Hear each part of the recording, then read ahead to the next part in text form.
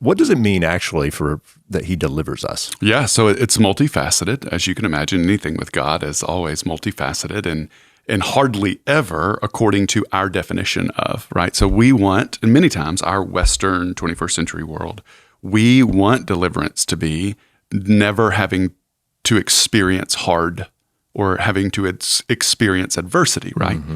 That's what we would like deliverance to mean. Like if we were heading towards a situation that was difficult, before we got there, God would step in and keep us from experiencing that hard thing, which the history of the Bible tells us a different story, that most of the time, almost exclusively 100% of the time, God doesn't necessarily keep the hard away from his people because it's through the hard situations that he is going to meet them and transform them. And they'll never be the same because of it. And many times they'll even like create an altar after the experience is over to remember God's faithfulness in the moment. And they would have never had that testimony if they didn't have that experience. And, you know, I guess to quote the old cliche, you don't have a testimony without the test. And this truly is the test where every time and time again through the scriptures, hard situations, whether it is because somebody else chose this for you and you did nothing, but now you're in it, or you chose this